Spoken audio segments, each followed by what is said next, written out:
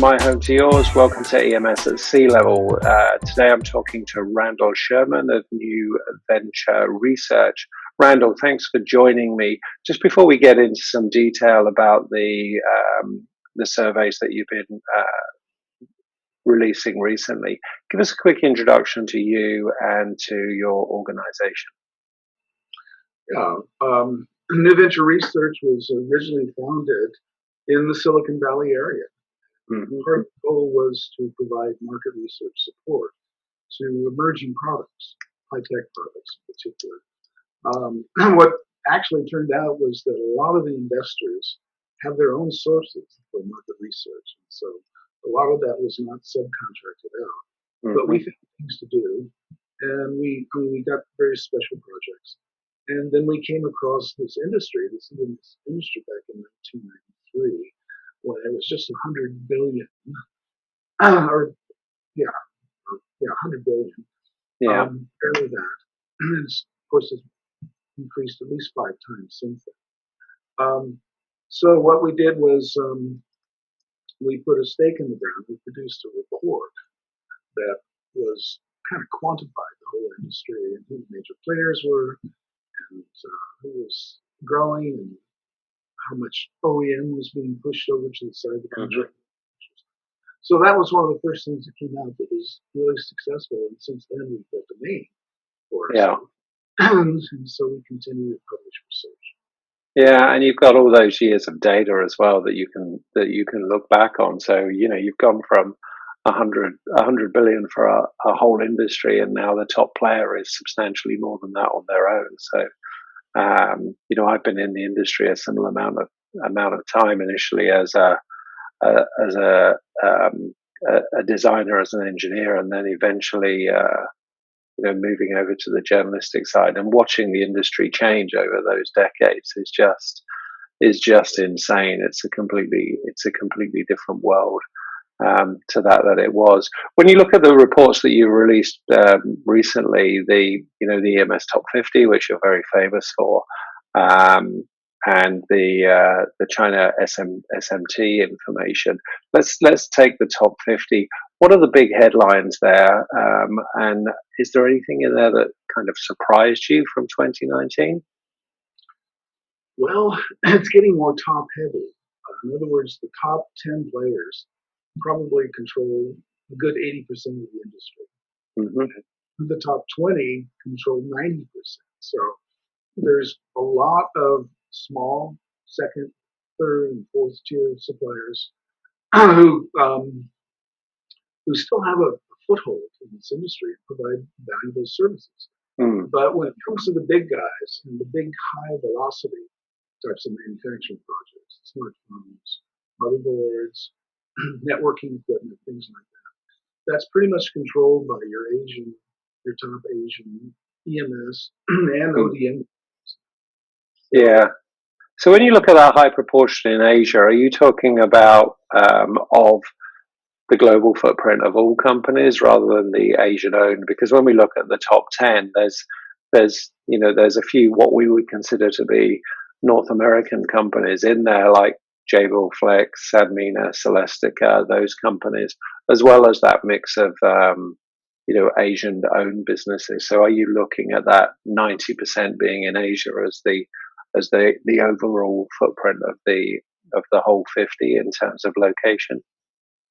Well, we actually do track all their locations. We've got over 900 of them in our report. And most of them, we just saw such a huge shift like 10 years ago, where North America manufactured, well, not quite half of all electronics production. And now it's down to like 10 or 15%. So there's a big shift towards all that production going to Asia. And all those so-called U.S. companies, like Jabil and others, and they have a huge footprint over there, particularly in China. But wisely, they diversified that. So now they've got them in Malaysia and Thailand. So it's all being driven by cost. But cost is, labor cost is just one factor. Mm. There's a lot of other things that go into the total cost of manufacturing. Management, there's, supply chain supply Yeah. line component purchases. So right now, the market is settled into a region where we have we've got our low cost regions in Asia, we've got them in North America, and in Eastern Europe as well. So they're all pretty functional, and it has stabilized quite a bit in the most recent years. Yeah. Yeah. And do you see that being disrupted right now? I mean, there's a bit of a, we're too dependent on China sentiment, but it's $4 trillion worth of manufacturing, and people talk about Vietnam as an alternative, but that's 40 billion, so that's 1%. They're very different in terms of scale. Do you see any of that sentiment and that concern over supply chain dependence changing things at any great pace? Well, the whole COVID-19, of course, disrupted all that, and plus the trade wars, the crazy trade wars that we don't seem to need, but we have. China, and it's just forced everyone to scramble and basically redirect all the parts and components. And they still get them, not quite in the same on-time delivery as they used to, but they've been able to restructure and adapt. So, and this interestingly ties into your other point about the SMT work that we did, is that we were able to take a deep dive into looking at the amount of SMT lines being installed in China for the last 3 years. And we were able to do that because we got a hold of customs data. So we know it's accurate because we have to, customs knows all the import and export stuff. And the buildup is just astounding. The install base is huge now, but just looking at the investment and the import of these SMT lines across about 1,800 companies that we looked at. Wow. So it's not. China is so well positioned in terms of not just labor, but also components. Supply chain. All the connectors and the A and B and C parts and things like that. But they've got control of this. So even though you've got up and coming regions like India now, but very attractive in terms of cost. Plus, there's the domestic market there. It's huge for smartphones. It's those. It's not going to shift it around that much, but it is going to. Yeah, no, I absolutely agree with you. And when people talk to me about China and different strategies, I always say, well, they kicked the door down with low cost labor, but they kept it open with supply chain and logistics and the whole infrastructure. And it's, even if you start to move part of your supply chain, like the final assembly, everything that's connected to it is still in China. And, supply chains are chains by nature. You move one part and the other part is connected and needs to move with it. So that's a challenge. So I guess the whole impact of the pandemic we'll see in the figures you release in the spring of next year. So that'll be in the 2020 numbers. Any predictions? What's your gut feel to what's happening? Are we going to see those same trends in more top heavy? Are we going to see more consolidation at the top end? What are we going to see? Well, on the big products in terms of production cost, things like the smartphones and the motherboards, that's not going to change. In fact, demand has not really gone down. There's a lot of CapEx spending that's taking place. So those industries, believe it or not, are still, I wouldn't call them strong, but they're stable. Yeah. The ones that are most hurt are, of course, the automotive industry. Yeah, and aviation.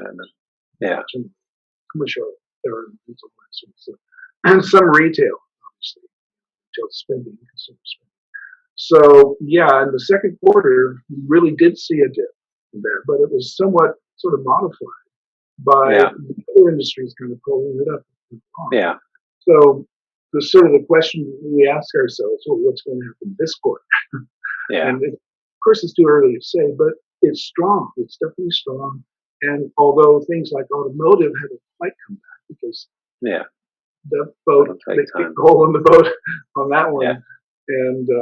And of course, people don't feel safe traveling. So yeah, I don't think the airline industry is going to be back for a while. yeah. Retail spending will return.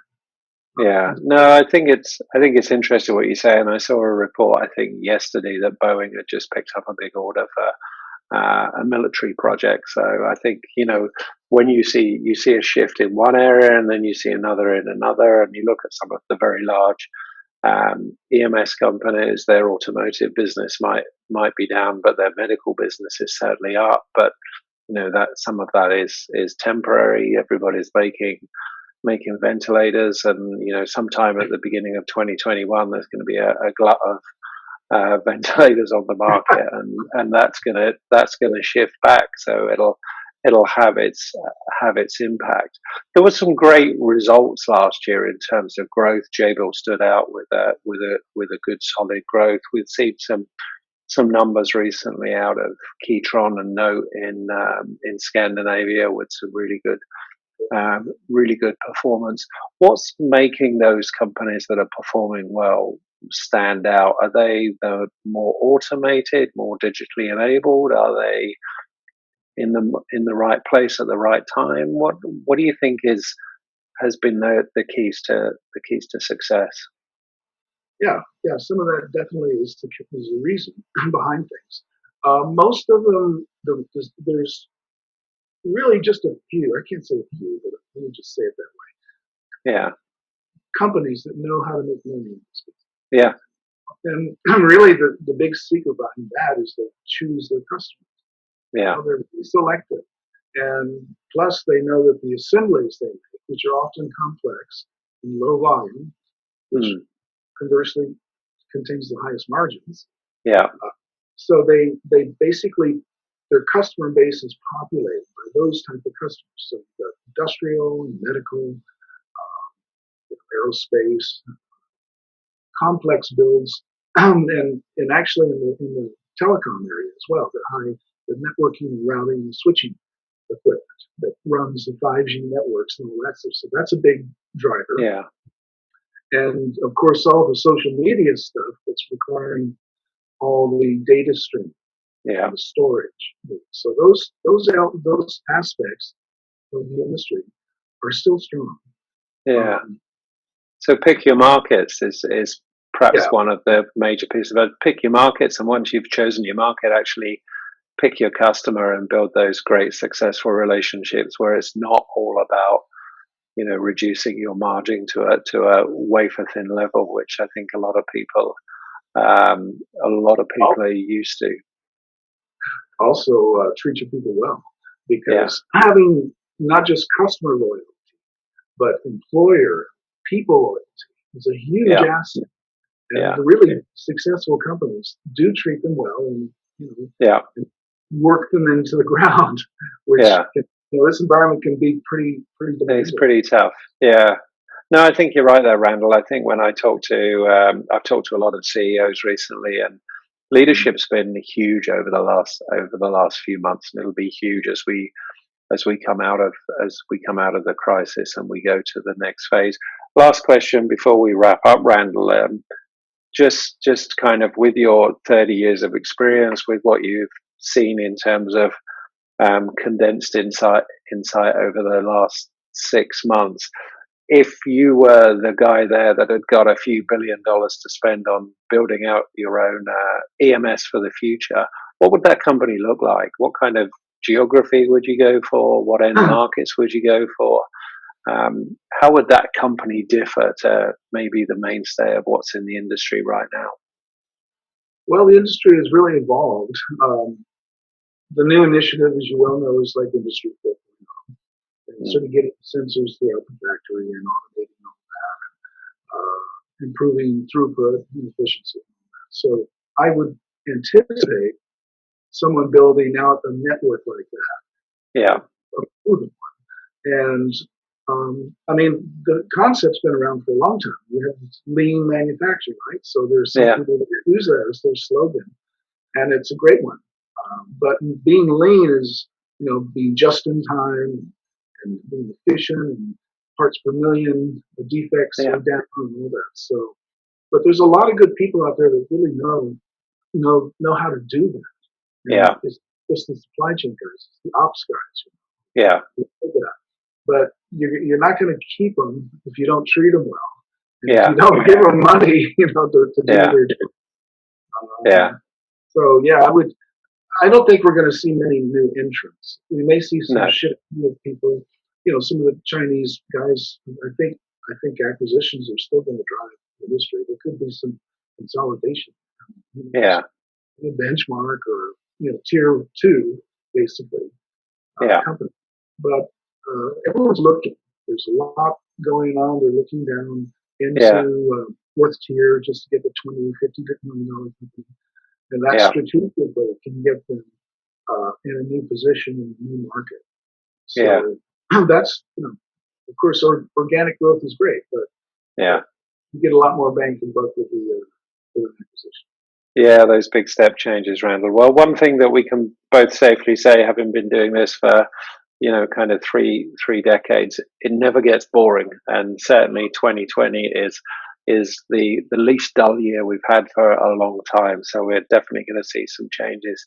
Randall, thanks for your time. I look forward to chatting again, because I think, when you release everybody's going to be really excited to see the next set of numbers out from you guys. So thanks for doing what you do.